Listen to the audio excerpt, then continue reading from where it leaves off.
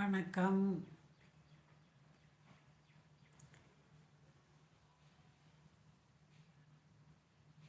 வணக்கம். வாங்க.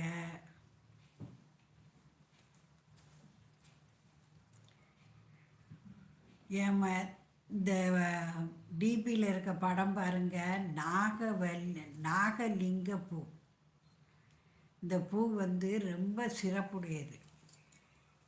அதாவது சிவனுக்கு மிக பிரியமான பூ. இது அப்படியே கிளைகளில் தான் பூக்கும். பெரிய மரமாக வரும். குற்றாலத்தில் இந்த நாகலிங்க மரங்கள் நிறைய.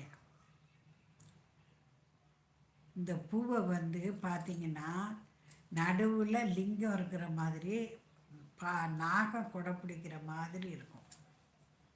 அதனால தான் இந்த பூவுக்கு பேர் நாகலிங்க பூ. இந்த பூ கிடைச்சதுன்னா நீங்கள் சிவனுக்கு கொண்டு கொடுங்க. மிகவும் சிறப்புடையது.